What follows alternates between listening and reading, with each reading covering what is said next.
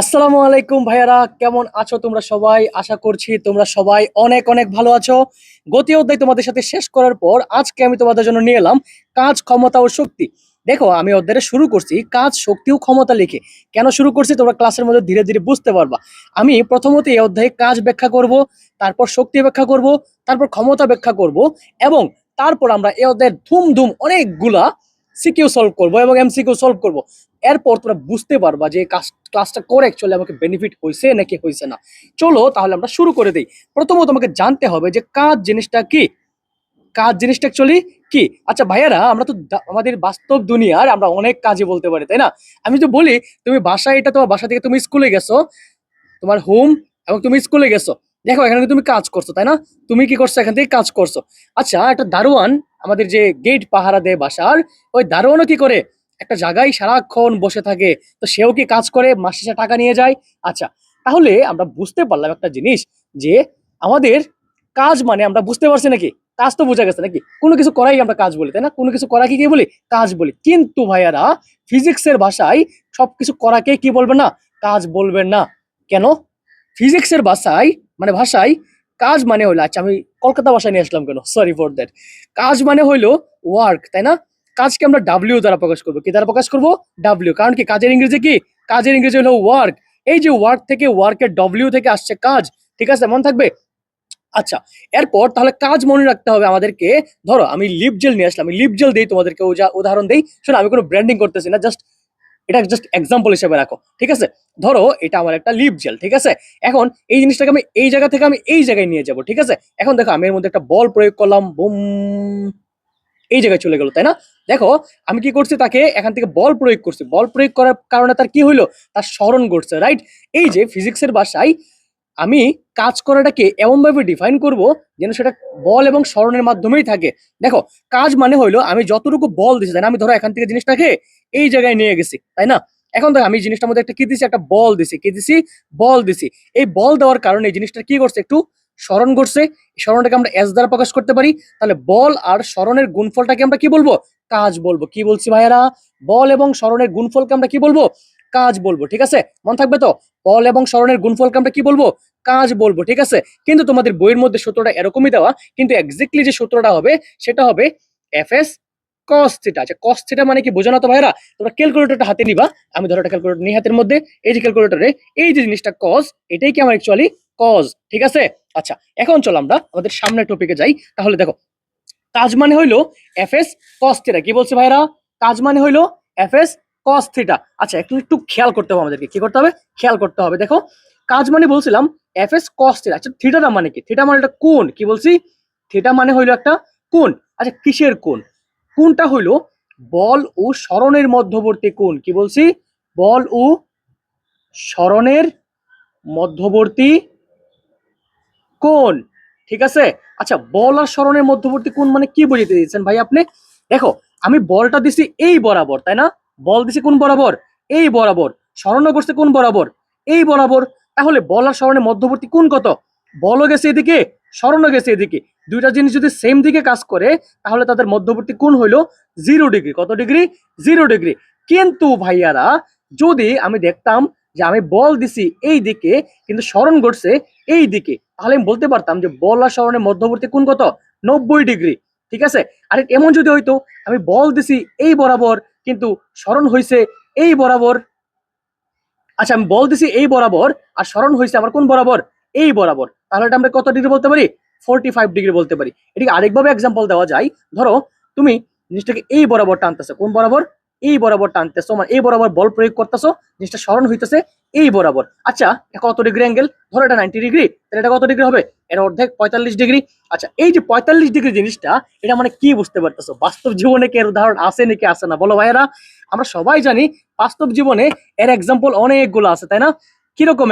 আমরা যে trolley bag টানি না, ঈদের সময় শপিং করার, মানে কোন জায়গায় যাওয়ার সময়, ভেকেশনে যাওয়ার সময় আমরা কি ইউজ করি? আমরা ট্রলি ব্যাগ ইউজ করি। ট্রলি ব্যাগ আমরা কত ডিগ্রি অ্যাঙ্গেল টানি বলো তো দেখি? 45 ডিগ্রি অ্যাঙ্গেলে, তাই না? 45 ডিগ্রি আমরা যখন টানি, তখন জিনিসটা এই বরাবর অতিক্রম করে। আচ্ছা, তাহলে তাদের মধ্যবর্তী কোন কত বলো তো দেখি ভাইয়েরা? 45 ডিগ্রি। কত ডিগ্রি? 45 ডিগ্রি। আচ্ছা, তাহলে কোণের মানটা কোন জায়গায় বসাবা? এই জায়গায় বসাবা, থিটার জায়গায় বসাবা। তাহলে যে কাজটা পাবা সেটা কি? আমার অ্যাকচুয়ালি কাজ। মানে ওই যে কাজটা পাবা এফ এস কস থিটা, বোঝা গেছে? আচ্ছা, এখন তাহলে তোমাদের কাছে একটা প্রশ্ন, যে আমাদের মোটামুটি তো একটু কস থিটা এগুলো সম্পর্কে জানা আছে, তাই না? তোমরা ক্যালকুলেটর লেখো তো, যে কস থিটার জায়গায় লেখো তো কস 0 ডিগ্রি সমান কত। দেখবা কস 0 ডিগ্রি মানে হইলো তোমার 1, ঠিক আছে? তারপর দেখবা তুমি যখন কস 90 ডিগ্রি লিখবা তখন দেখবা মান আসবে 0, ঠিক আছে? এখন এই 0 মানে কি? আমি যদি লিখি যে ডাব্লিউ সমান এফ এস কস 90 ডিগ্রি, তাহলে অ্যাকচুয়ালি আমার এই জিনিসটার ভ্যালু কত? কস 90 ডিগ্রি ভ্যালু কিন্তু 0। তার মানে আমার কাজটা তখন কি হয়ে যাচ্ছে? শূন্য হয়ে যাচ্ছে। কারণ আমরা জানি কোনো কিছুর সাথে শূন্য গুণ করা মানে পুরো জিনিসটা কি হয়ে যাওয়া? শূন্য হয়ে যাওয়া। তাহলে ভাইয়ারা বলো তো দেখি, যে কাজ কি শূন্য হইতে পারে? অবশ্যই শূন্য হইতে পারে। যখন বল এবং সরণের মধ্যবর্তী কোণ কত ডিগ্রি থাকবে? 90 ডিগ্রি থাকবে। তখন আমরা কি বলবো? যে কাজটা কি হয়েছে? আমার শূন্য হয়েছে। ঠিক আছে ভাইয়ারা, বুঝতে পারছি নাকি বুঝতে পারে নাই? তাহলে যে পরীক্ষায় প্রশ্ন আসে যে তোমার কাছে একটা বলের মানও দেওয়া আছে, সরণের মানও দেওয়া আছে, কিন্তু তুমি কাজ পাইছো শূন্য, সেটা কিভাবে সম্ভব? সেটা সম্ভব একমাত্র যখন আমার বল এবং সরণের মধ্যবর্তী কোণ কত থাকবে? 90 ডিগ্রি থাকবে। ঠিক আছে ভাইরা, বোঝা গেছে? বল যেদিকে, সরণ তার বিপরীত দিকে, তাহলে কাজ কত? শূন্য। ঠিক আছে, এখন দেখো কাজ মানে হইলো এফ এস কস থিটা। কি বলছি? কাজ মানে হইলো এফ এস কস থিটা, কিন্তু আমরা কি ধরবো? আমরা ধরবো এফ এস। কি ধরবো? F S. কারণ তোমাদের বইয়ের মধ্যে কি নাই? তোমাদের বইয়ের মধ্যে এত ডিটেলসে নাই, জাস্ট লেখা ডাব্লিউ সমান কি? ডাব্লিউ সমান এফ এস। ডাব্লিউ সমান এফ এস। আচ্ছা, মনে রাখবা এফ মানে হইলো বল। এফ মানে বল। বল মানে কি জানো? বল মানে হইলো ভর আর ত্বরণের গুণফল। কি বলছি? বল মানে হইলো ভর আর ত্বরণের গুণফল।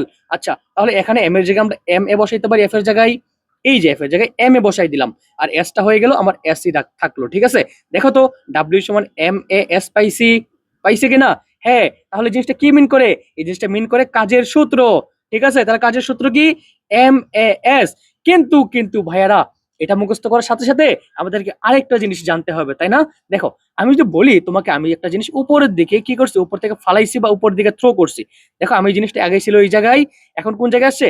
এখন আসছে এই জায়গায়। তাহলে বলো তো দেখি ভাইয়ারা, এই জিনিসটার উপর তাহলে আমরা কি এ ইউজ করব, এস ইউজ করব, নাকি এর চেঞ্জ হয়ে যায়? আমরা গতি অধ্যায়ে দেখছিলাম কিনা আমরা গতি অধ্যায়ে, যে আমরা যখন কোনো জিনিসকে পরন্ত বস্তুর ক্ষেত্রে যখন আমরা কোনো জিনিসকে কনসিডার করব, তখন আমাদের এসটা হয়ে যাবে কি? এইচ। কারণ তখন আমরা সরণ হিসাব করবো না, তখন আমরা হিসাব করবো কি? উচ্চতা। কি হিসাব করব? উচ্চতা। ঠিক আছে, আর আমাদের এখানে যে দূরত্বটা অতিক্রম করছে এটাকে আমরা উচ্চতা বলবো। আর আমরা জানি এখানে কি করবে না? ত্বরণ কাজ করবে না। কি কাজ করবে না? ত্বরণ কাজ করবে না। সেখানে কি কাজ করবে? সেখানে কাজ করবে অভিকর্ষজ ত্বরণ। কি কাজ করবে? অভিকর্ষজ ত্বরণ। তাহলে এই দুটো ভ্যালু যদি আমি এখানে ইনপুট করি, তাহলে আমার সূত্রটা এরকম দাঁড়ায় না ভাইয়ারা? M G H. এই যে এম জি এইচ, এটা হইলো আমার কাজের সবচেয়ে ইম্পর্টেন্ট ফর্মুলা। তোমরা দেখবা এই অধ্যায়ে যতগুলা কাজ আছে সব সূত্র একটাই, M G H. M G H. আচ্ছা ভাইয়ারা, তাহলে এম মানে কি? এম মানে হলো ভর। তারপর জি মানে কি? জি মানে সবাই জানো, অভিকর্ষজ ত্বরণ 9.8 ms ইনভার্স 2। আর এইচ মানে কি? এইচ মানে হলো উচ্চতা। এইচ মানে কি? উচ্চতা। আশা করি বুঝতে পারছো। যদি বুঝতে পারো তাহলে অবশ্যই কমেন্টে জানাই দিবা, কারণ এই টপিকটা অনেকটাই কঠিন। অনেক স্টুডেন্টরা বুঝতেই চায় না, মানে বুঝতেই পারে না। ঠিক আছে, তো তোমাদেরকে আমি আশা করি খুব সহজে বুঝাইতে পারছি। তাহলে কাজ জিনিসটা হলো এতটুকু। ঠিক আছে, কাজ মানে হইলো এফ এস কস থিটা, মানে F S cos theta. But আমরা এখানে যখন আমাদের যখন অঙ্কগুলো দেওয়া হয়, তখন বল এবং সরণের মধ্যবর্তী কোণ থাকে কত ডিগ্রি? 0 ডিগ্রি। তার মানে কস আর সরণের যদি মধ্যবর্তী কোণ 0 ডিগ্রি হয়, তাহলে এর মান কত? 1। তাহলে এফ এর সাথে 1 গুণ করলে কি হয়? এফ এস হয়। এই জন্য আমরা ডাব্লিউ সমান এফ এস লিখি। ঠিক আছে, তাহলে কাজ সম্পর্কে আশা করি সবচেয়ে বেশি ক্লিয়ার করতে পারছি। Thank you. এখন শোনো, আরেকটা কাজ আছে, মানে আমরা তো কাজ করছি তাই না? তোমাদের জন্য একটা কাজ আছে। তোমাদের কাজ কি? তোমাদের কাজ হলো তোমরা কমেন্টে জানাই দিবা যে আমি একটা অঙ্ক দিচ্ছি, সেই অঙ্কটার মান কত। ঠিক আছে, এখন ধরো আমার কাছে একটা, ধরো এটা আমার কি, এটা আমাদের দারোয়ান সাহেব, বাসার দারোয়ান সাহেব। আচ্ছা, আমি এই অঙ্কটা ক্লাসে সলভই করে দিচ্ছি। এটা আমাদের বাসার মধ্যে একটা দারোয়ান সাহেব কি করছে? সারাদিন এই টেবিলের মধ্যে বসে থাকে আর বাড়ি পাহারা দেয়। ঠিক আছে, অ্যাকচুয়ালি উনি কতটুকু কাজ করে? তোমাদের কাছে প্রশ্ন হলে উনি অ্যাকচুয়ালি কতটুকু কাজ করে?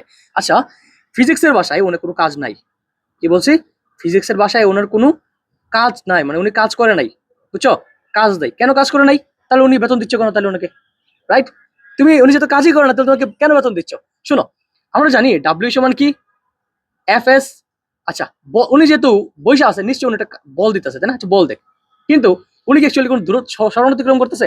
উনি কোনো কাজই করতেছে না। মানে উনি এখান থেকে উনি জায়গায় যেতেছে, উনি এক জায়গায় বসে থাকে। তার মানে সরণ কত? সরণ হলো শূন্য। তার আলটিমেটলি ওনার কাজ কত? শূন্য। এখন আরো ইম্পর্টেন্ট কিছু আছে, সেটা হলো আমরা কাজের মাত্রা জানবো এবং কাজের একক জানবো। কি বলছি ভাইরা? এখন আমরা জানবো কাজের মাত্রা এবং একক। কাজের মাত্রা এবং কি একক। ঠিক আছে, শুনো, একদমই সহজভাবে বুঝাই দিব, মাথায় ঝামেলা খুব কম রাখবা। ফিজিক্স পড়ার সময় যত বেশি মাথাটাকে কি করতে পারো, ইনসার্ট করতে পারো, খালি রাখতে পারো মাথাটাকে, সেটাই হবে কি আমাদের বেস্ট অপশন। আচ্ছা, একক। একক জিনিসটা কি ভাইয়েরা? আচ্ছা, আমরা কি দেখছিলাম যে বলের একক কি? বলের একক নিউটন। তারপর আমাদের কাজের একক কি? কাজের একক আমরা এখন জানবো। ঠিক আছে, কেউ যদি তোমাকে জিজ্ঞাসা করে যে কাজের একক কি, তোমরা ভাইয়ার সাথে পুরা কাজের জিনিস শেষ করে ফেলছো, কিন্তু অ্যাকচুয়ালি এখন বলতেই পারতেছো না যে কাজ জিনিস, কাজের একক কি। শুনো, আমরা যে বলি না সময়ের একক সেকেন্ড, দূরত্বের একক মিটার, স্মরণের একক মিটার, বেগের একক এমএস ইনভার্স ওয়ান, এমন একক একইভাবে কাজেরও কি আছে, একটা একক আছে। কাজের এককের নাম হইলো জুল। কি? জুল। নামটা খুবই অদ্ভুত মনে হইলো, আমাদেরকে এটাই মনে রাখতে হবে। কাজের একক কি? জুল। জুলের ইংরেজি কি? জে। এজন্য যত অঙ্ক করবা, কাজ বের করবা, তার সাথে আমরা কি বসাই দিব? একটা জে বসাই দিব। যে মানে কি? যে মানে হইলো জুল। যে মানে জুল। মনে থাকবে ভাইরা? যে মানে জুল। আশা করি বুঝতে পারছো। এখন কাজের একক তো বুঝলাম নাকি? তাহলে এখন আমাদের কাজের মাত্রাটা বের করতে হবে। আচ্ছা, কাজের মাত্রার মধ্যে আমরা দেখছিলাম যে কাজ মানে হইলো কি বল ইন্টু স্মরণ। বল ইন্টু স্মরণ। আচ্ছা, বলের মাত্রা কি? বলের মাত্রা আমরা জানি সবাই যে M L T inverse two. কি বলছিলাম? M L T inverse two, তাই না? কিন্তু তার সাথে একটা স্মরণ গুণ আছে। আমরা জানি স্মরণ মানে কি? লেংথ। স্মরণ মানে কি? লেংথ। এই যে লেংথ, লেংথকে আমরা, লেংথ হলো স্মরণের মানে যত দূরত্ব রিলেটার আছে সবগুলোর মাত্রা কি? এস। ঠিক আছে, তাহলে এস এর মাত্রা কি? এল। তাহলে আরেকটা এল গুণ হইলো, তার এল আর এল মিলে কি হয়ে যাবে জানো? এল স্কোয়ার হয়ে যাবে। কি হয়ে যাবে? এল স্কোয়ার হয়ে যাবে। যেমনটা ছিল এ আর এ মিললা এ স্কোয়ার হয়ে যেত। ঠিক আছে, তাহলে এল আর এল মিললে কি হয়ে যাবে? এল স্কোয়ার হয়ে যাবে। সাথে একটা কি আছে? টি ইনভার্স টু আছে। ঠিক আছে, তাহলে কাজের মাত্রা কি? M L square T inverse two. M L square T inverse two. বুঝতে পারছো ভাইয়েরা? এই ক্লাসটার মাধ্যমে তোমরা কাজের সবকিছু শিখে ফেলছো। মানে এখন আর কাজের কোনো কিছু টপিক তোমাদের বাকি নেই। বুঝতে পারছো ভাইয়েরা? একদম ইজি করে দেওয়ার চেষ্টা করছি। আশা করি ভিডিওটা ভালো লাগছে। যদি কোনো টপিক বুঝতে অসুবিধা হয়, অবশ্যই আমাকে তোমরা কমেন্ট বক্সে জানিয়ে যাবা যে ভাইয়া আমি এই টপিকটা বুঝতে পারি নাই, আমাকে কাইন্ডলি একটু বুঝাই দেন। কাইন্ডলি বলা লাগবে না, তোমরা বলবা কমেন্টের মধ্যে যে আমাকে এটা বুঝাই দেন। আমি মামুন ভাইয়া তোমাদেরকে একদম আমার সর্বোচ্চ দিয়ে চেষ্টা করবো তোমাদেরকে কোনো জিনিস বোঝানোর জন্য। তোমরা 100% জিনিস বুঝতে পারবা। পারবা না কেন? তোমাদেরকে আমি বারবার একই কোয়েশ্চেন করবো, পারবা না কেন? তোমাদের জন্যই তো বইগুলো বানানো হয়েছে, রাইট? তো ভিডিওগুলা সিরিয়াল ক্রমে দেখবা। আমরা আজকে শেষ করলাম আমাদের কাজ, তাই না? কালকে আমরা শেষ করব শক্তি, এরপর আমরা শেষ করব ক্ষমতা। এবং কাজ রিলেটেড যেহেতু আজকে পড়ছি, তাহলে কাজ রিলেটেড আমাদের বইয়ের মধ্যে অনেক ধরনের এমসিকিউ আছে, আবার কি আছে? সিকিউ আছে, তাই না? তো এমসিকিউ এবং সিকিউ গুলো আমরা জানি একটু মোটামুটি ক্রিটিক্যাল টাইপের হয়, তাই না? তো এগুলো যদি আমরা একটু প্র্যাকটিসের মধ্যে না রাখি তাহলে কিন্তু হবে না, আমাদের এগুলো প্র্যাকটিস করতে হবে। আচ্ছা, তাহলে কাজ অধ্যায়টা দিয়ে স্পেসিফিকলি পরীক্ষায় মোটামুটি একটু কম লেভেলের কোয়েশ্চন আসে, তাই না? এগুলোতে বেশি মানে এমসিকিউ বেশি আসে। কি আসে? এমসিকিউ বেশি আসে। কিন্তু বেশি বেশি সিকিউ আসে হইলো এই দুটো টপিক থেকে, শক্তি এবং ক্ষমতা থেকে বেশি সিকিউ আসে। এবং আমরা দেখবো আগামী ক্লাসে যে শক্তি জিনিসটা অ্যাকচুয়ালি কি, শক্তির প্রকারভেদ কি কি, শক্তি আমরা কিভাবে বের করবো, ক্ষমতা কি, পরের অধ্যায়ে আমরা এর পরের ক্লাসে দেখবো। ঠিক আছে, তো আশা করি আজকের ক্লাসে বুঝতে পারছো। একদমই সহজভাবে প্রত্যেকটা অধ্যায় বোঝানোর চেষ্টা করবো। বাইরের সাথে থাকবা এবং মাস্ট বি এখনকার ইউটিউবের যে অ্যালগোরিদম, সেটা কিন্তু তুমি যদি কোনো একটা ভিডিও দেখো, তোমার কাছে পরবর্তীতে ওই ক্লাসের মানে ওই চ্যানেলের ভিডিও আর খুব কম যাবে। ঠিক আছে, তুমি এখন একটাই কাজ, সেটা তুমি সাবস্ক্রাইব করতে হবে এবং তোমাকে বেল আইকনটা প্রেস করতে হবে। আদারওয়াইজ কিন্তু তোমার কাছে ভিডিওটা যাবে না। সো তুমি সাবস্ক্রাইব করে রাখো এবং বেল আইকনটা প্রেস করে রাখো, তাহলে কেবল আমার ভিডিওগুলো তোমার কাছে যাবে এবং তুমি সবার আগে ক্লাসের মধ্যে সবকিছুর আনসার করতে পারবা। ঠিক আছে, I can ensure you brother. ঠিক আছে, আসসালামু আলাইকুম, ভালো থাকো সবাই, সুস্থ থাকো। দেখা হচ্ছে কালকের ভিডিওতে। ওকে, আসসালামু আলাইকুম।